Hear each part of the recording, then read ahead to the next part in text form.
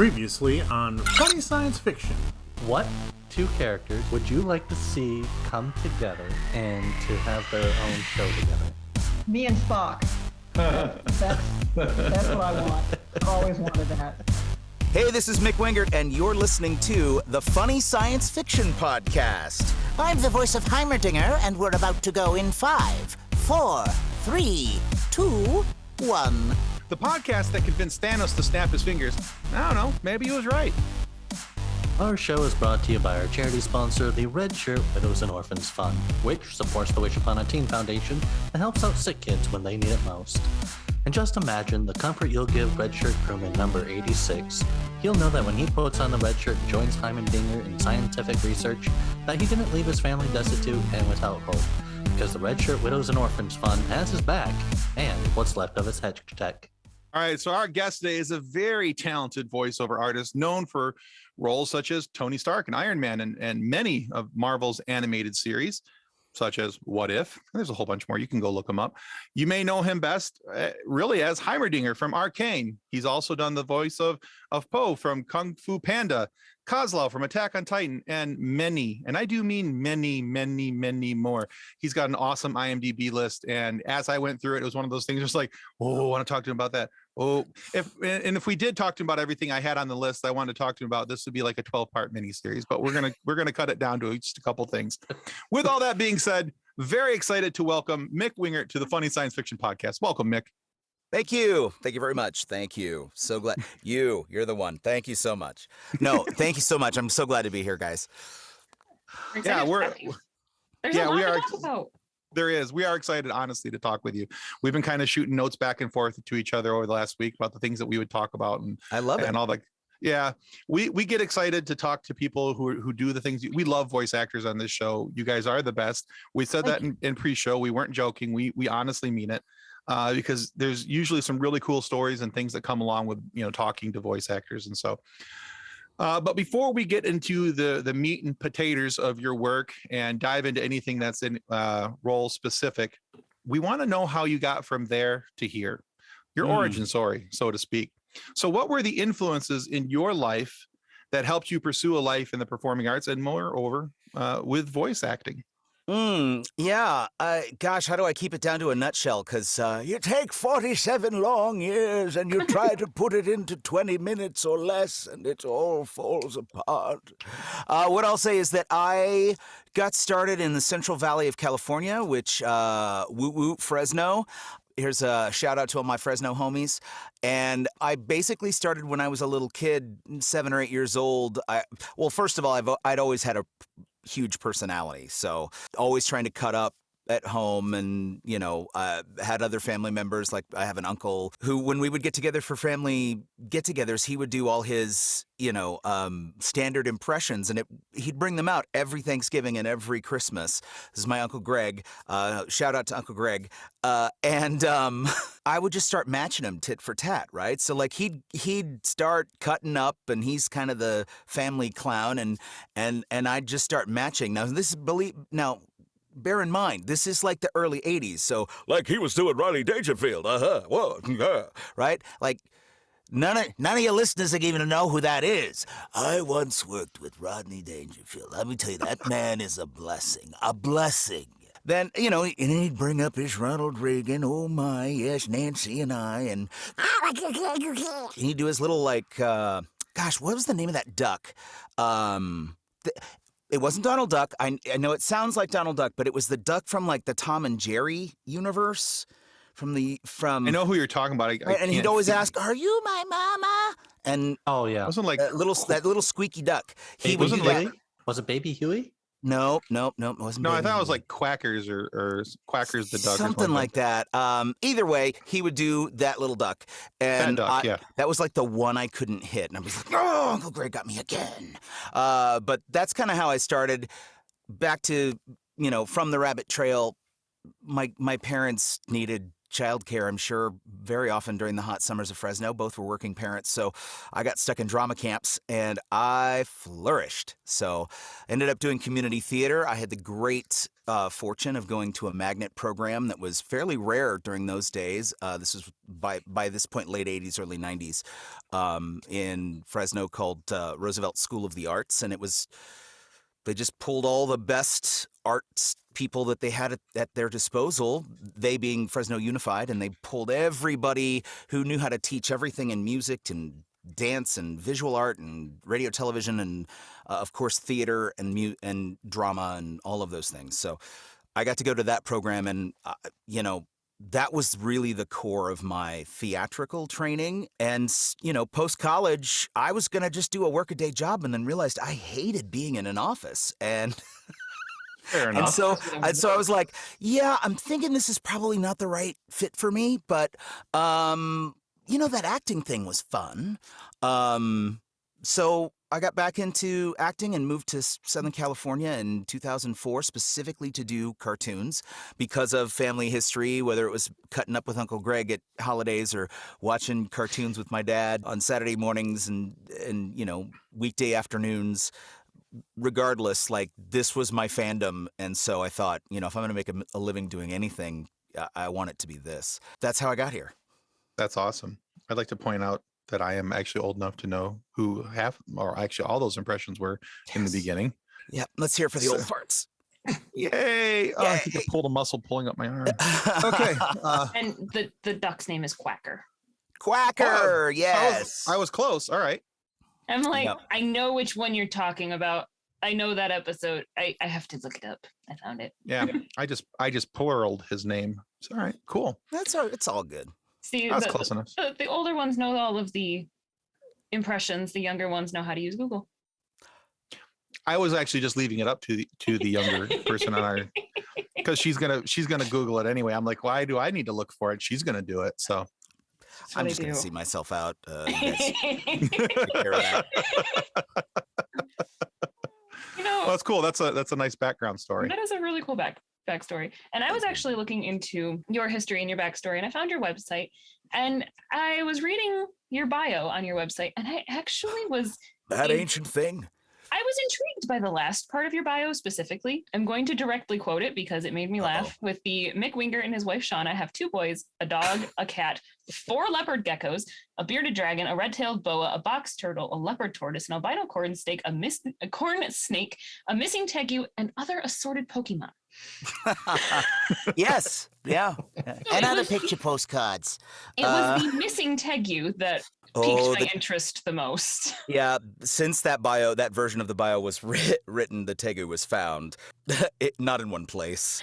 Oh boy. Had the my boys found said Tegu I have makers. my 2 boys who are now in their mid and late teen years collected small animals and reptiles as pets over the course of their upbringing, and at one point we literally had that list of pets. We had 4 leopard geckos. We had a box turtle. We had, you read the list. The missing tegu, I think when I wrote that bio, the tegu had gotten out and it was still a juvenile. And in the neighborhood in which we lived, this tegu, which for those of you who don't know what a tegu is, it is a large, and they grow to be very large lizards. Okay, so they're almost like monitor lizards, but they're super jowly up front. Mm-hmm. Well, when they're juveniles, they're still fairly sleek looking, and I would say this lizard, not counting the tail, like head to hind, was about that long, and it was about yay thick, right? And it was it would get to be about head to hind about this long, plus a tail of like that long. And and it had gotten out, and we could not catch it again because the lizard bites. Like, I don't know how my wife got talked into buying this thing for my son, but my son was all about the tegu, and she bought it, and we had it, we kept it, we were gonna walk it on a leash because we watched it on YouTube videos. This tegu bit frequently, so like feeding him was a chore and managing him was a chore, and he got out. And not only did he get out, but in the neighborhood in which we lived, there were like 2 like drainage pipes. They didn't go to the sewer. They were just for like run through, like because we lived kind of at the bottom of a hill. So they were just for water to drain from street to street and just do the flow into water management. Mm-hmm. He would live between these 2 stupid pipes. And I'd go to one pipe to catch him with a net or with we didn't have any bite gloves at the time. If I had some bite gloves, I'd have caught that stinker right there. But I didn't have those at the time because we'd never had a tegu before. And I'd go to get this thing, and he would way back into the pipe, and I couldn't get him. And then we'd see him cross the street. And he'd go to the other pipe. And then our neighbors are like, did you lose a lizard or something? Because there's a very large lizard who is eating our fruit back off the trees in our backyard. I mean, it's fine. The trees overproduce anyway. But, we don't know where this came from. Do you know where the tegu came from? They didn't call it a tegu, but do you know where that big lizard came from? Is that yours? And I'm like, it's my lizard. I don't want it, but I have to own it. Anyway, long story endless. This is kind of funny. So for young listeners, I have to give, trigger warning here. The tegu, I'm about to talk about what became of the tegu. If you have sensitive listeners, this would be a good time to fast forward. Maybe I'll try to keep it brief. Maybe fast forward a good 20 seconds or something. The tegu was in between his little holes, and another neighbor ran over him. Now, inside, my wife and I were both going, yes, the tegu's gone. But outside, we were like, oh, yeah, oh, no, not the tegu. Such a sweet, sweet boy. And we never bought another large lizard, monitor or otherwise, again. The funny thing is that the neighbor had pulled in with their car when we weren't home. And that's when the car met the tegu. And so I promise, if you just fast forwarded to this moment, I'm almost done. Fast forward maybe another 10 seconds. So when we got home from like a weekend trip or something, the neighbor comes up and says, we've been keeping the remains of this tegu for you. We're so sorry we hid it. We're so sorry. She brings out a Ziploc bag and there's a frozen... There is a frozen lizard in the bag. No. I'm not kidding you. You can't write this. Oh no. My kids are the age when this is all happening where they're like watching these Disney kids sitcoms, and I'm like, there's no writer in Hollywood that would have come up with that. That is too good. So she gives us, and my wife puts on the morning pet owner. Oh. Thank you so much. You're so caring. Thank you for saving the remains. We were good. Thank you. It's just so kind. And she's like, when she gets in the house, she's like, oh my God, let's get rid of this. Quick before the boy sees it. And that is the saga. I've never told that story on any other podcast. That is a funny science fiction podcast exclusive. You heard it here first, folks. That is even better than I was anticipating.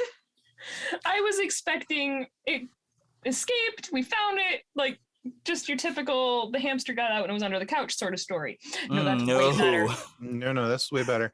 I'd also like to point out that 3/4 of the pets that are listed in that menagerie there, in the words of Bishop Bullwinkle, are a whole lot of hell nah to the nah. Pretty much, yes. Because you have geckos and lizards and snakes, and as far as I'm concerned, they're all snakes. Just some of them have legs, right? And I don't like snakes or anything that looks like a snake. And I used to have a friend who had a bearded dragon. He's like, "Oh, look, and see how nice it is and how gentle it is." And I'm like, "Yeah, no, just get that the hell away from me." Yeah, right. The bearded dragon is the least of our problem. We still have the bearded dragon, which is nice. So we call him LB for little biscuit, and we'll just say that. And he's got a little bit of an attitude. He loves lettuce, though. One time I brought lettuce to the lizard because it's my job to feed the animals. because they're my son's pets, but he's not interested enough to actually take care of Of course, yeah. them. I understand that all too well. Yeah. So I bringing lettuce to the lizard, and I guess it had been too long since his last feeding, so he was really hungry. And as the doors were open, as soon as he saw me like snap those greens to like break them up for him, he literally, it was a front opening cage. He jumped out of the cage onto my chest. I was like, ah! And there was like lettuce everywhere. There was lettuce everywhere because this little bearded dragon was going kamikaze mode to get some freaking food. I was like, it's been too long. I'm so sorry. Let me give you some food. I'm a terrible Y'all had to have a defibrillator there for me because that'd have been Tim punching his ticket right there. Just That'd been Tim going, no, Tim, stay with us. Stay with us, Tim. Tim in his poor heart condition anyway. Right? Don't go towards the light. No, stay away from the light, Tim. When you mentioned your neighbor brought the frozen Tagoo, I was like, what's for dinner? Tagoo? Mm-hmm. Mm-hmm. This will go nicely with the lettuce. Some families have pasta and ragu. We have tegu. It was as I'm reading through that bio though, and I'm like, they have a zoo. At that time we did, and I left it on there because it's really funny, and it's kind of a litmus test to see who actually reads these things. So, you pass.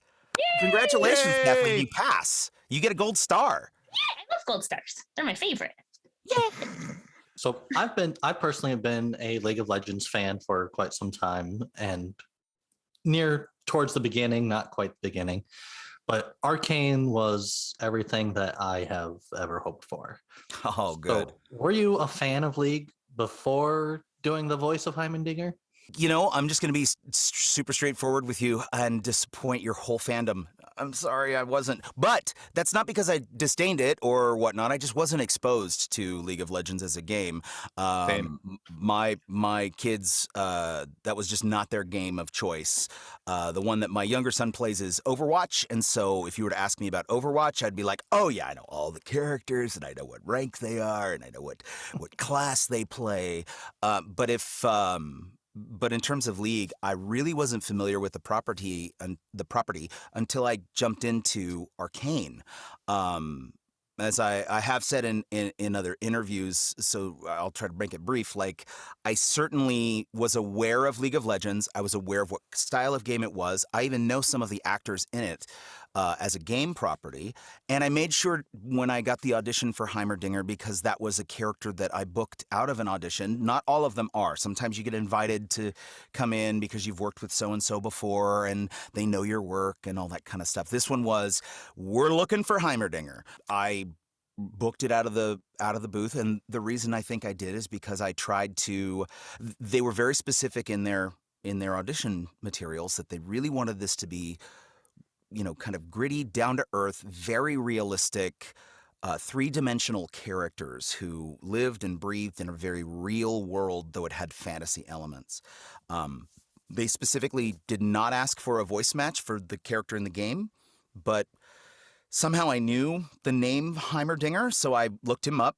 I knew that was a character from a game franchise, and it turned out to be League of Legends.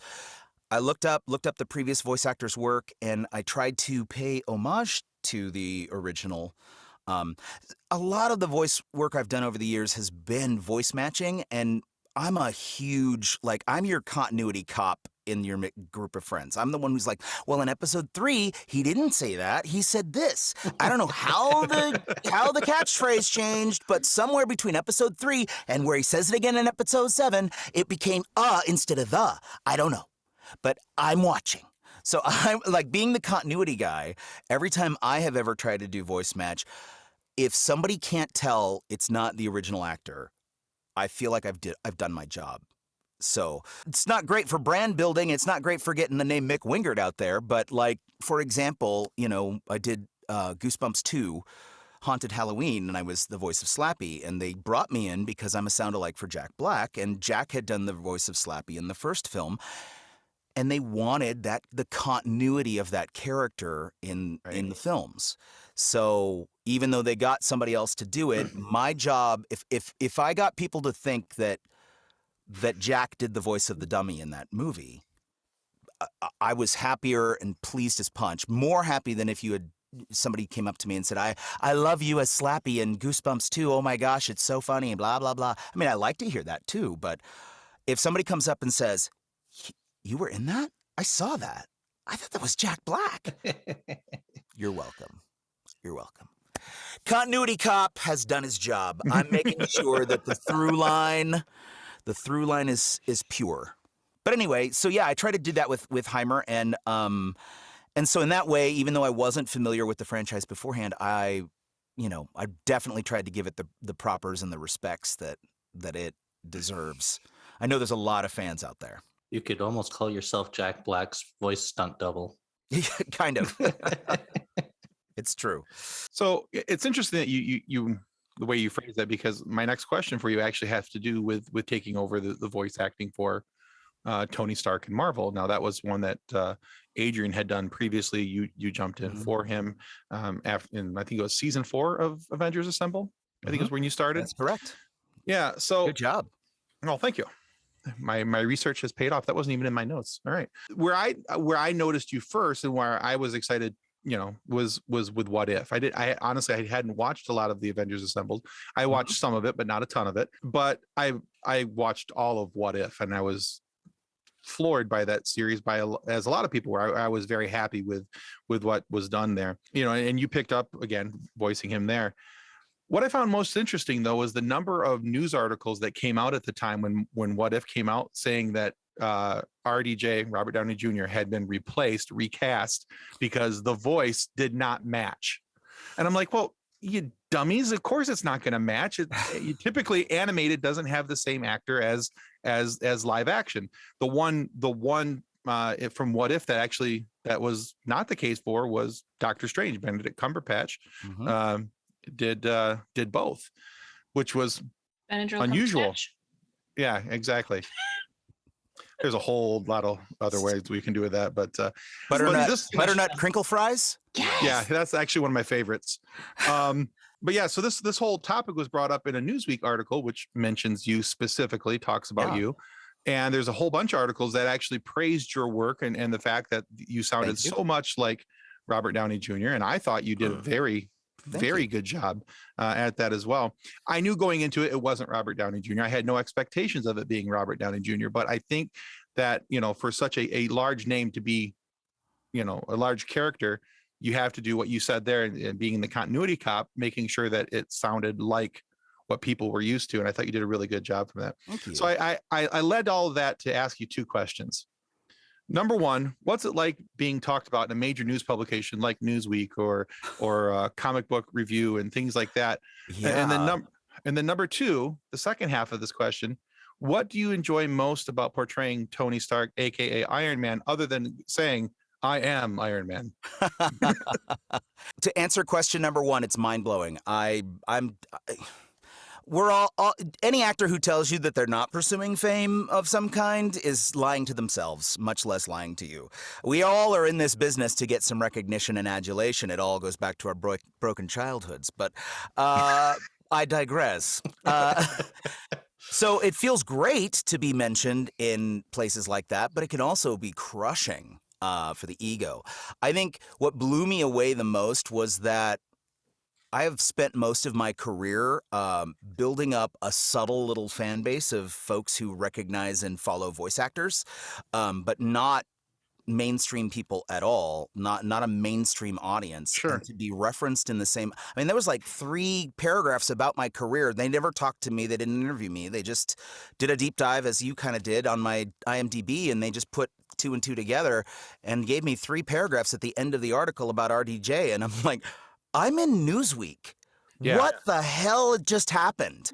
This doesn't happen to voice actors. I mean, it does to like major voice actors. I'm sure Tara Strong's been in Newsweek, but like, I'm just the voice match guy. What is going on? It was much bigger than I had ever anticipated. So that was mind-blowing in a good way. And what was so really frustrating was at the time, because Robert had made such a clear and definite break from the Marvel universe, Right. the folks at Disney and Marvel, in terms of their publicity, were trying to just underplay that the role had been recast, and it wasn't recast because they didn't like him or couldn't get him. I'm sure if they threw enough money, they would have got him.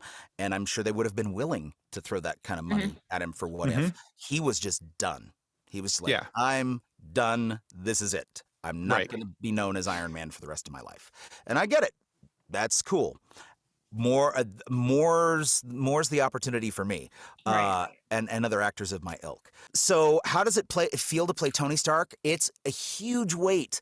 I will say they worked with me on at least one callback. They really liked the acting I was bringing to the party. But then when I booked the gig, the first thing they did was they said, we want to bring Mick in for a meeting before we even get into the studio. And I just basically sat down with Brian Andrews, who's the showrunner on What If, and he was like, well, Kevin was really, happy with everything overall, but we just want, we think you've got a really good, like, young Tony from, like, the original films. You've got your voice is lighter, so we just really want to make sure, before you come into the studio, rewatch Endgame, rewatch Infinity War, just familiarize yourself with more mature Tony, and typically when I'm doing Tony Stark, I automatically just kind of go up here like that to hit that Robert Downey Jr. thing. But as you find in the later movies, he's actually a lot more subtle. Like this is like, I dreamed we had a kid. We had or Earth is closed today. So pack up your spaceship and go home. Or whatever. So, nice. Thank you. So those moments, it was a huge pressure because I knew they wanted as close as possible. And listen, the dirty little Hollywood secret about most major films is that some percentage of dialogue that is done, that makes it to the final screen, for most actors is a voice match. Now, I didn't do any voice matching on the Marvel films at all, but I do know that Robert Downey Jr.'s lines were voice matched. Some of them were voice matched. And actually, I take that back. I did a little bit of voice matching, I think, on Spider-Man: No Way Home, but maybe just a line or half a line. Most of that is either a different voice match or it's Robert himself. And what happens is they get everything the day they shoot, and then because of background noise and get the sound as controlled as possible, everybody basically comes in and re-records the whole film. And if the celebrity actor's not available to re-record the whole film, they'll bring in a voice match. And when you're watching those huge scrolls of credits to get to that extra scene, you might see that little list that says additional voices. And that's talking about everybody who's in the background doing voices for the extras who were on set silent. They were all doing this. And then a bunch of, Loop Troop people came in, additional voices came in and filled in their dialogue, right? How's your sister today? Really? And what does Bobby say? Oh, really? I'll have the steak, please. Like all of those things in a cafe scene, in a big scene. So when the celebrity's not there, I'm saying this by way of saying, I know that there are other voice matches out there that might actually sound closer to him, but I'm very privileged and dare I say proud of the fact that they went with me because they really felt like my acting audition was the strongest. And so that's awesome. That's when it came down to, do we believe him vocally or do we believe him emotionally? They went for emotionally, and I got the nod. So that was a huge kudo to me. And it's always just cool to play the coolest guy in the room. It's always fun to play the guy who's smarter than everybody else, right? And he's going to make a quip, nice glasses. I love those. Love those. He's just the guy that's Blueberry. Like, the irreverency that comes with being so brilliant, you know Right. you know you have to kind of dumb yourself down to, or at least you think you have to dumb yourself down to operate on somebody else's level. I'm sure Justin Roiland gets the same feeling when he gets to play Rick Sanchez, because that's the same kind of character. He's just much more of a jerk about it, right? Mhm. Where he comes in and he has to lower his IQ to relate to the rest of the family. But there is some sort of freedom in playing like the coolest, hippest guy in the room Right. to, you know, to kind of be top cat in the room. So Hey. I love playing Tony Stark. Every chance I get, I will. And I don't know what the MCU has in store moving forward, but as often as they invite me back to the dance, I'm gonna punch my dance card and get on the floor. Oh, absolutely. Awesome. And in all honesty, just kudos to you. I think you've done a fantastic job with it. Even today, I rewatched What If episode 5. You know, what if Killmonger saved Tony Stark? And there's a couple of, you know, especially those opening scenes there of that episode are so iconic because they're almost scene for scene match with, you know, the original Iron Man movie, riding through the desert in the convoy and the conversations that happened there. And that's where, you know, when I was watching that, I was like, man, he does a really good Tony Stark. I mean, it's very impressive how close you are to the sound of Robert Downey Jr. It's clear that you're not Robert, but it's also clear that you're doing a very good job with the acting. And that really, in that sense, that's the most important thing, because, you know, you carry not only the sound of Iron Man, but you have the ability to put off the personality of Tony Stark. Clearly, I was, you know, Kevin Feige never called me for my, you know, my thoughts on it, but, you know, you know, not for this, Not this time. Not this time. He will. We have a lunch date later to talk about somebody else, but, you know, Got it. but I'm assuming, and this is just me on the outside looking in, that if they were talking about how your acting was the strongest, I'm looking at the way that you carry the personality, because it is such a strong personality, you know, and for all the things that you just mentioned, that, you know, doing the quips and doing the, you know, the irreverent conversation, and just the way his personality, he's very flippant about things. And I think that's a hard personality to match, but I think that your acting carries it off very well. So Thank you. kudos to you for the way that you handle that. I appreciate that. And in saying so, I wasn't begging for a compliment, though I will keep taking them. So please. Oh, no. But I wasn't begging for one, and I appreciate you saying so very much. No, I'm more than happy to hand them out if they're deserved. So Is that why I never get complimented? So anyway, now I'm to going the to next see question. myself out. Nick's like, hey, would you look at the time? I got a thing to catch over Wow, there. there's the thing I missed. The guy. Oh, look, another Tegu's over there. My Tegu. My gloves.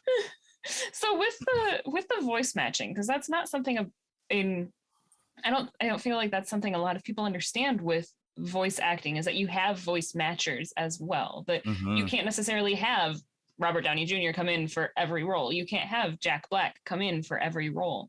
Yeah. Do you sometimes struggle with being associated with these characters that are really known by the bigger stars? Yeah, I'm struggling every time I need to make a car payment.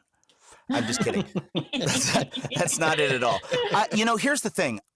There is always, especially for us, look, I'm one of the voice actors, and there are many of us. I'm one of the guys who came to this industry kind of on the backs of the people who fell into the industry.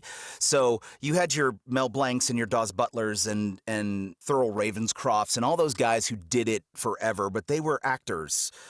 First and foremost, and they made a niche in cartoons, and then you had your generation kind of in the 80s Saturday morning era when you had your Sue Blues and your, you know, Casey Kasems and your Rob Paulsons getting a start, and your Pat Fraleys and some of those folks who were working with these legends who kind of started the craft.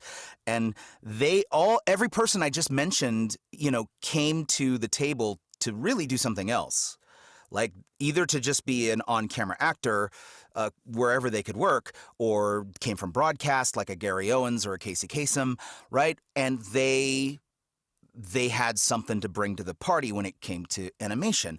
And it wasn't until this is just my personal theory. This isn't you know, precise history here, but I would say it wasn't until the late 80s as we started coming out of the Saturday morning cycle and into the cartoons all the time, cartoon networks and like Nickelodeon and Cartoon Network and eventually Boomerang and all of these other like areas where programming was not so locked into a broadcast schedule, that we had the Renaissance, the Warner Brothers Renaissance that was happening around the same time as the Disney feature film Renaissance.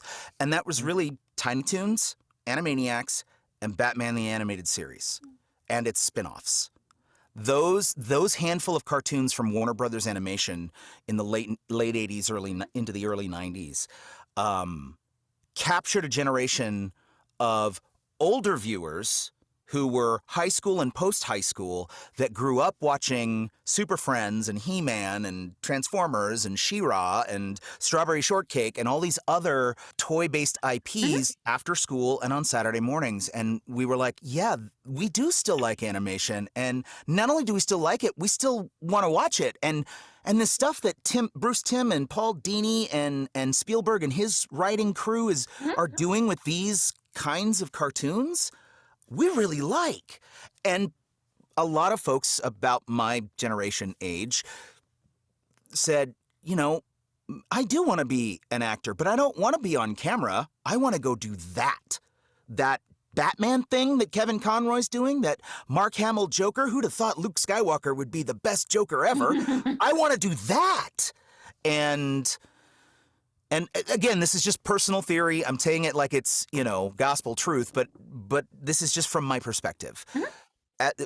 Keeping my, ear to the ground to the industry as best I can. We're in the era now where it's now the floodgates have opened, and everybody who's a fan of animation, who's a fan of cartoons, who's a fan of voiceover actors, is considering, hey, maybe there could be a career for me in that too. Whereas the generation before, whether it was Maurice LaMarche or Sue Blue or Rob Paulson or even Jess Harnell, like came to Los Angeles or lived in Los Angeles and was doing other things and was like, oh yeah, I could probably do a voice of that character. And oh, you need 3 more? Yeah, that's easy. I'll just do 3 different voices. And they got those seats at the table by falling into that as a career and then specializing in it. Not to take anything away from anybody, but that's just kind of how, like, the casting was a lot more, it wasn't so dramatically different. Like, all lanes, you were auditioning across the board for any gigs that you could. And once you got in a lane, that's where you tended to stay. So if you booked feature film, you ended up being a film actor. And, God help you if you were ever going to do television, because you're a film actor, right? But again, like, you were auditioning across the board. And now people are like, no, I only have a voiceover agent, or I only have an on-camera agent, or, I only do performance capture, or that's what I'm really specializing in. I don't know if I didn't mean to bore you. No, you're good. This is actually fascinating. No, we liked to it. me. Oh, we like answers with more information. It's the Boring Science Fiction Podcast with Mick Wingert. No, I find it fascinating because there is so much to voice acting that if you're not in the industry, you don't understand. You don't see how much goes into it because we never see you guys. We don't know who voice actors are because they're the voices. And right. It's when you look into a voice actor's career that you're like, oh wait, they have 800 credits. How did I not know that was all the same person? Right. Yeah, right. right. And typically a lot of times the only time we're on from the viewing side of things that we're alerted to somebody being in a project is if A, it's a major project that's getting a lot of money and a lot of network or right. studio push, or B, it's a massive name that's going to be in said project and they want that, that massive name has to have the title recognition, right? Like, that comes along with having that name, like having Mark Hamill is the Joker, because that gets your attention to the animated Batman show. Like, right. Or, butternut squash crinkle fries, being in, and I can say that because he's never going to be on our show because, just because we might talk about penguins. You wait. He'll be here and he'll be like, so what was my name? I've said that about other people, but it's happened. And look, that's exactly why I say it now, because it's worked once. Yes. Maybe it'll work again. Exactly. There you go. Mark Hamill will never be on the show either. Or Nancy Fillion, or Felicia Day, or can we just keep listing all of the people Just that we keep want? just Oh, I've got a list. We do. I'm sure.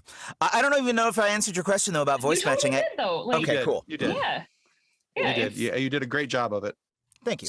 So, as it's been stated, we love stories. And one of the things we don't get to see or hear all too often are the bloopers or gag reels of voice actors.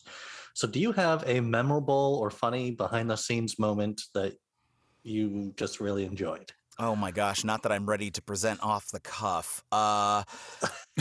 Gosh, I've been doing this now since 2008, so that's a good 14 years because that's about when I hit. I came down here in 2004. But gosh, is there beyond, accidentally cussing as the characters Right? because you blow the line delivery, that's always fun. Or whatnot, like I never walked into the wrong studio or, there've been plenty of times where I've said somebody else's line for sure. But I'm trying to think if there's anything memorable that just cut up the room.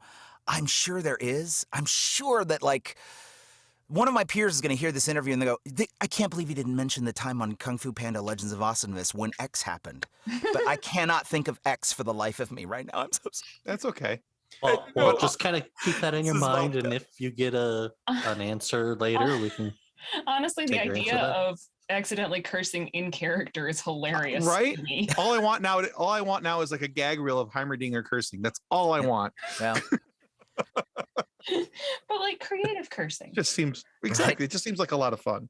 All right, so you have also done a bunch of anime work, and I almost used the very scientific measurement of crap ton, but held off because you're about three credits short of crap ton. But so for right now, we'll just say bunch. a bunch, yes. You've done a bunch, and that's also a very scientific measurement. It's a bunch. However, we've talked with other people who've done voice work in anime sessions, and they talk about, doing the English version character dubs of of those shows, and they've talked about challenges that they felt, the challenges that the role presents sometimes. So, from your position, your point of view, what are the challenges for an American actor doing the English version dub of a Japanese character? Well, at the risk of kind of duplicating what you might have already heard, one of the biggest things is the fact that you have to lock into the picture. The fact that the picture exists before your performance is a hurdle that a lot of performers don't learn to overcome. In fact, one of my first dubbing gigs wasn't my very first, but one of the first was we were recording Avengers Assemble, the 4th season, and Disney had just not purchased, but I guess Disney had just licensed the rights to a Marvel property that was created for the Japanese market called Marvel Future Avengers, and it's done totally anime style. You can watch it on Disney Plus right now if you subscribe to Disney Plus for just $5.99 a month. Future Avengers, and it was your cast of Avengers characters in the Marvel universe, but set in Tokyo, and with 3 superpowered kids that are thrown into the mix to be kind of like the next generation of Avengers. And so they asked me to play Tony Stark because I was playing Tony in the cartoon, in the Assemble cartoon. And I said, of course, yes, any chance I get to play this guy because he's the coolest superhero in the room, whatever room he's in. Yes, let's make this happen. So I got in there, and after a couple of sessions, so this is over the course of 3 or 4 weeks. I'm in there, and I'm doing my thing, and I'm starting to pat myself on the back a little bit. I'm like, I think I'm getting better at this. I think I'm getting better at matching. And of course, because this Japanese series, this anime, is coinciding with the MCU and the development of the MCU, not the Fox X-Men properties of way back when, or is it Fox? Yeah. Not the Fox X-Men properties of way back when, not Fantastic Four, not Spidey from Sony. They are into Avengers, traditional, Iron Man, Captain America, Thor, Hulk, blah. So they are writing and overwriting Tony so much. He's got all the speeches. And I'm starting to pat myself. I'm getting used to this now. I think I can hit it. And turned to Kirk Thornton, who is a voiceover legend and someone you should consider interviewing if you haven't already. I turned to Kirk Thornton, who's the director, and I said, "Yeah, I'm feeling more confident. Like when I first got in here, I wasn't as confident, but I'm starting to find the flow a little bit, and how and when to use short-term memory, and how and when to read, the line to the picture, and because you got to look at the lines while looking at the picture, and you literally can't look in two places at once, not without severe injury to yourself." And he goes, "Oh yeah, oh yeah, you're getting much better. You're really great when the mask is down." Which he meant the Iron Man mask. And when the Iron Man mask is down, I don't have to match any of the lip flaps, so I could talk all day. And it wouldn't matter. And I'm like, I'm gonna remember that. I'm gonna remember that. If that might be a funny blooper for you, is me patting myself on the back and Kirk Thornton quickly putting me out of place, saying, "Oh yeah, when you don't have to match lip flap, you're great.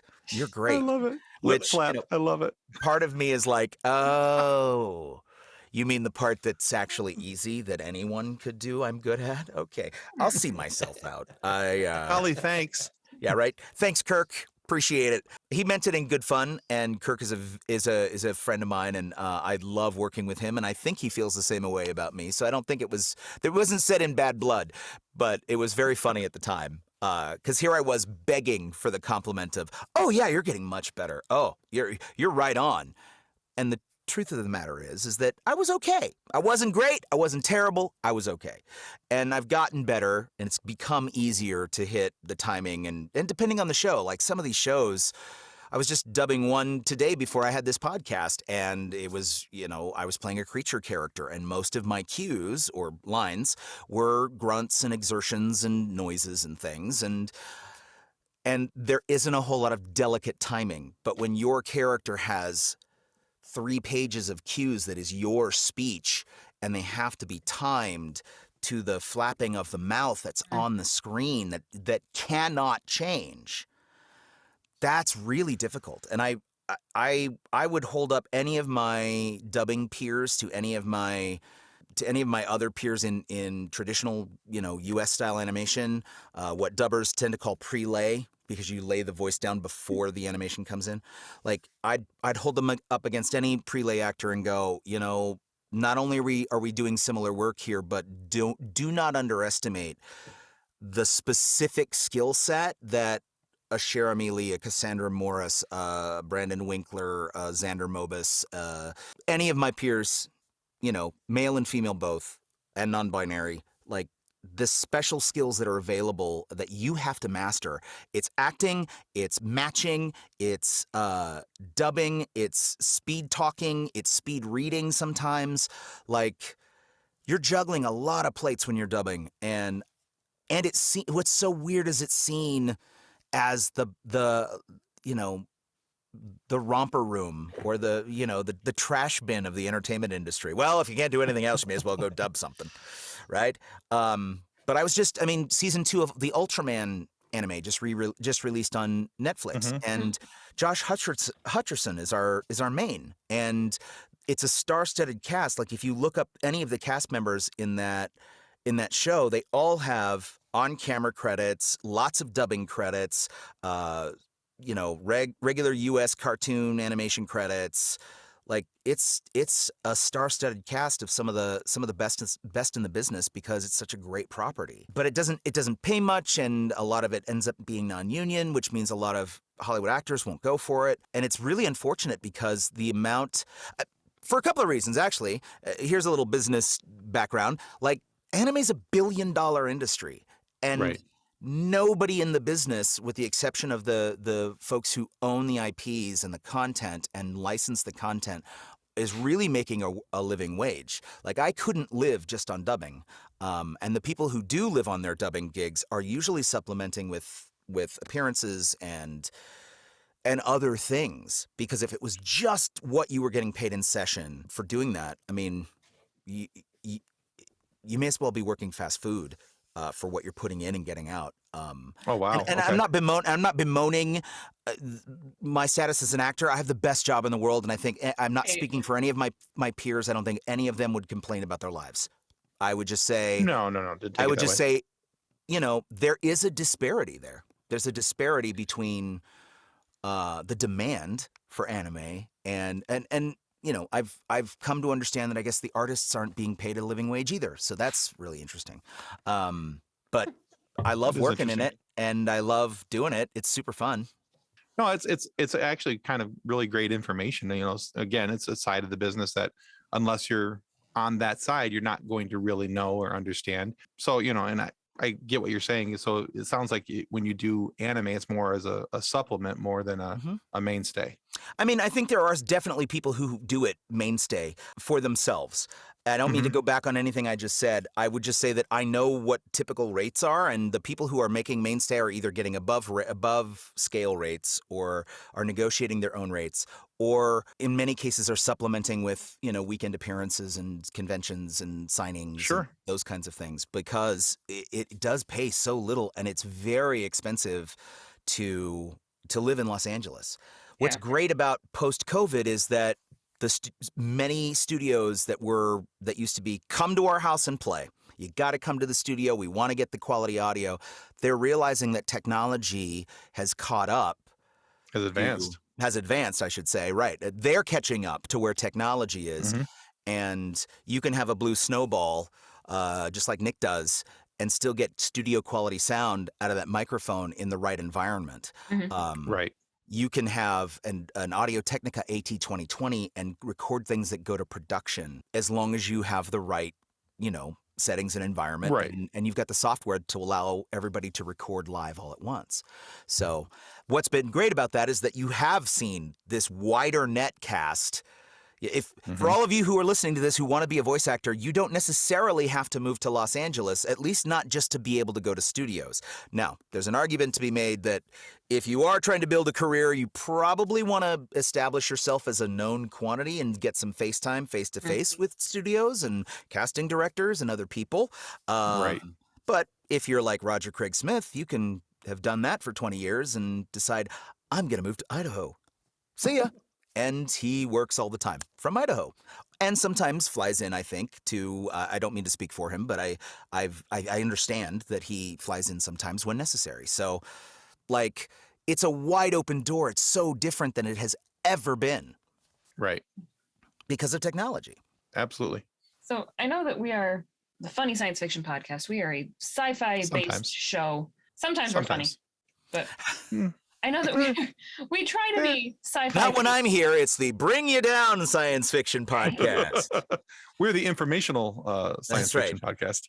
Yes, this is the NPR version of the Funny Science Fiction Podcast. My guests today are Nick Stockbridge, Tim DeSiegel, and Kathleen Wass. I would like to ask all of you, what is your economic purview of the industry as it stands? Kathleen? Oh, that's awesome. That's ridiculous. I love it. But looking through your IMDb, I realized that I've more frequently heard your voice recently in things like Doc McStuffins and Elena of Avalor because of my 3-year-old daughter. But now you mentioned pre-show, the Batwheels show coming this fall, which is for those who are watching on very YouTube, exciting. that's the Batwheels logo. It's coming up soon. So having done superhero shows, video games, anime, kids shows, which do you love the most? Which one is the one that you have the most fun with? Gosh, I have fun in so many different kinds of shows in different ways, but I do have an answer to your question. Using Arcane and What If as an example, I love high-end drama. It's so much fun to play in high-end drama. And/or, which I don't get to do a whole lot of, I do mostly as a hobby on the side, horror. I love to do horror audio. I'm on the No Sleep podcast. I've got my own podcast that is an anthology of horror, PG-13 rated horror stories, kind of like Twilight Zone-esque. Sure. There's a little cussing in them. They're definitely dark themes, but we try to be, I won't call us family friendly, but it's not like we're just gore fests.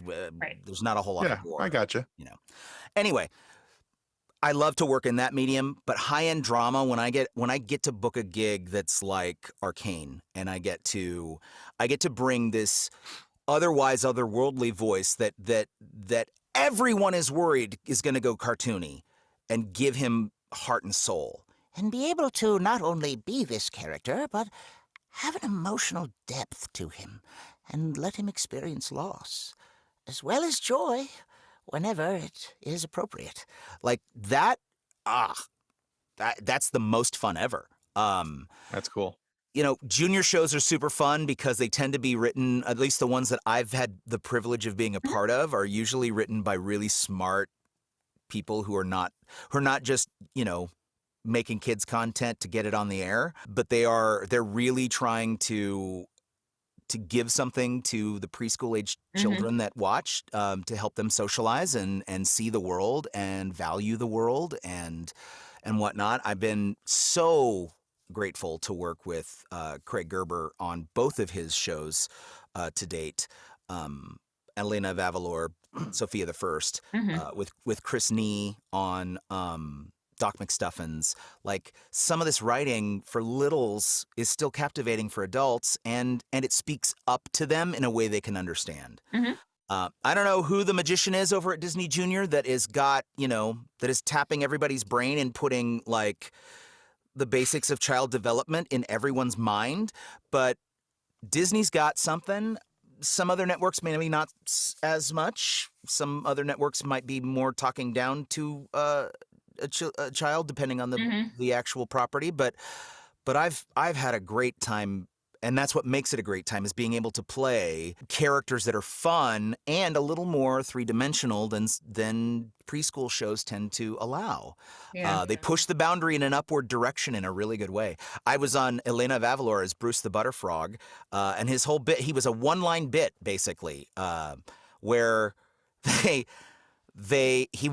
he's this person who's like in the way of the group of heroes trying to get to point A or point B, and he's in the way, and he starts complaining about them blocking the sun, and he won't move so that they can keep going, and they have this bit. It was a one-bit thing. Then they brought Bruce back for another bit, and you know why? Because I played him like Don Rickles. I just basically did my Don Rickles guy, and most of you don't even know who Don Rickles is, for crying out loud. But it was just, grumpy old man. Grumpy old man with an acerbic wit. And so, obviously, it's a junior show. I can't go full Don Rickles. But Bruce the Butterfrog was kind of like that. Hey, you're standing in my sun. Get out of my sun. I'm trying to tan here. I get one day a year. Come on. Right? It was kind of that Mr. Potato Head feel. And he ended up having, like, they gave him an episode, I want to say, in like the third or fourth season, where he was like the hinge of the episode. He was like transforming everybody into all these magical creatures because he somehow got some magic powers. And then, like, by the end of it, he was put in his place. But that's the kind of writing that is super fun to play in, because you can play more, diverse characters. And then, I get to work on shows for creators like Butch Hartman, whether it's Tough Puppy or the later years of Fairly Odd Parents, when you go into the session and everybody calls it the screaming session, because everybody's talking about this loud, Timmy, right? We're all like projecting to the rafters, and that's a down and dirty session where everyone in the room, it's Butch on the helm, and his room of writers have all come into the booth. Everybody knows that this is a comedy show. It feels very like 1950s television comedy, because you've got the writers' room here, you got the actors out there, and we're doing 2 takes. Then we're getting pickups if you didn't catch it in one of those 2 takes, and we're moving on because we got comedy to make. And it's super fun. Like, there's so many fun experiences across the genres. It's a great time. It's the best job in the world, as Rob Paulson says. Yes, he does. We've had the chance to talk to him. He was amazing. Yeah, he's one of my heroes in this business. I won't lie. Good reason. I peed a little when I got a chance to, and Legends of Awesomeness, come in and like watch him do his thing. He was like, I think he played one ancillary character in the first season. And it's because the director, showrunner of the show was involved with Pinky and the Brain and Animaniacs back in the day and had a working relationship with Rob. And then we're like, we need somebody to play the sweet dad who gets captured. Rob, come in and play that. And the casting director knew I was a big fan.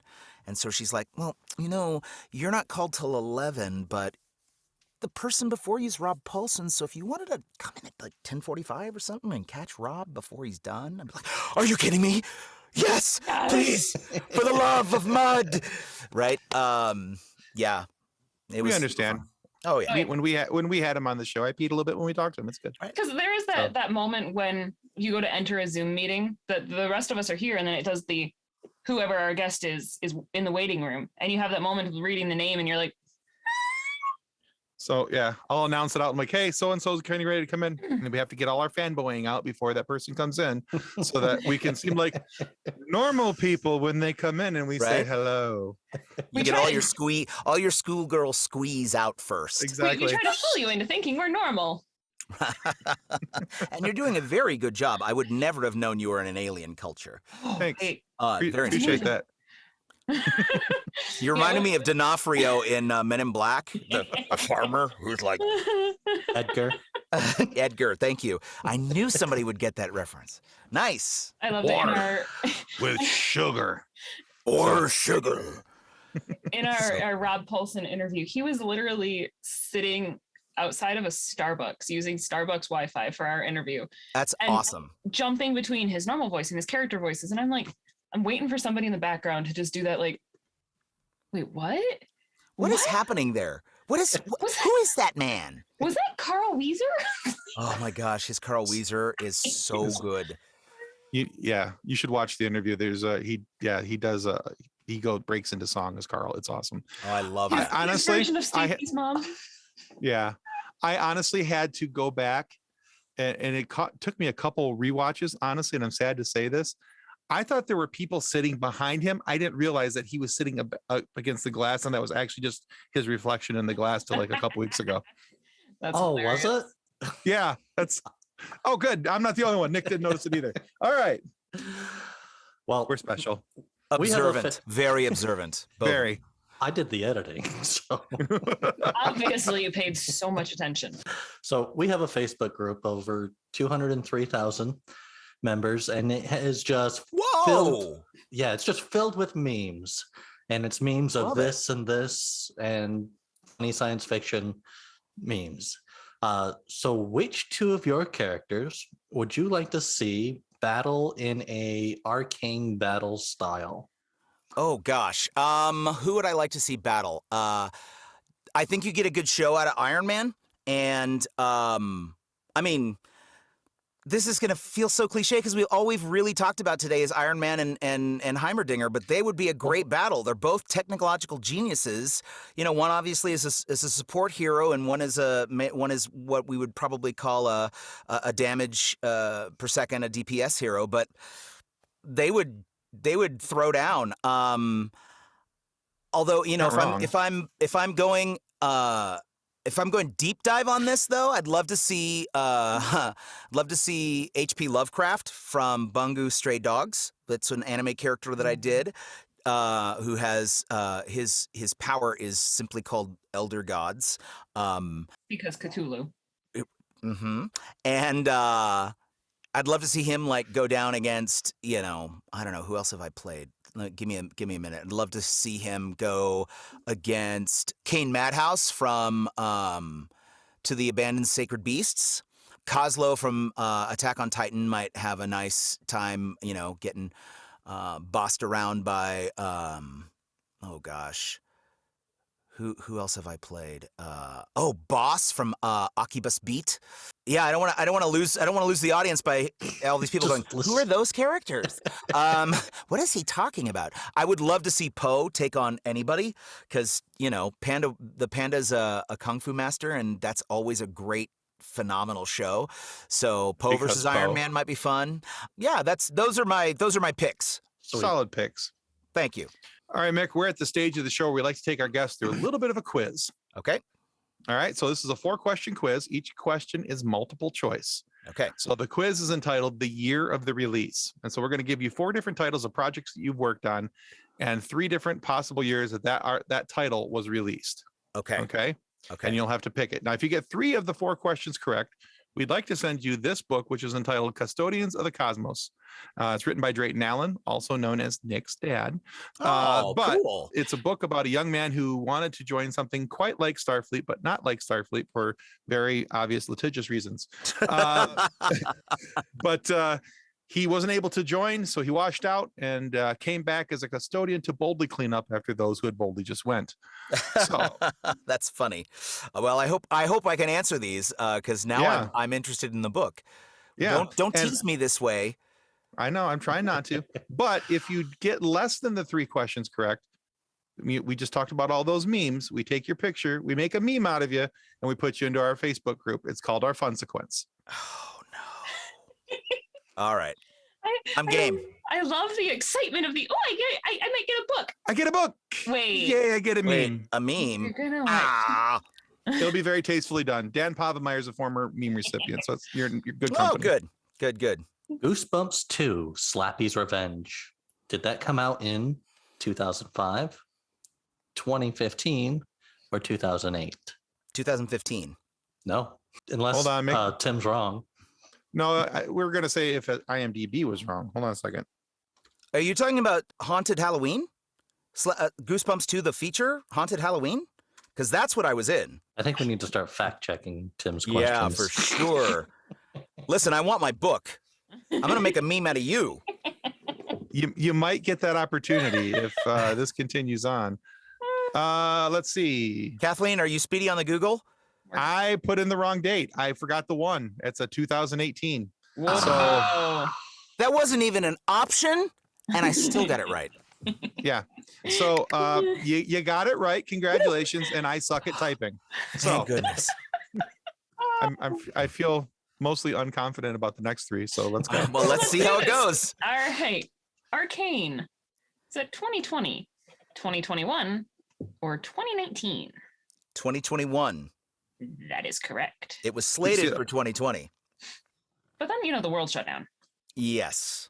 Jumanji, the video game. Oh, no. that Oh, man. 2014, 2020, or 2019? I'm going to have to say 2019. You are correct. Yes! Oh, And that's the book. There you go. You get the book. yes! I get the book.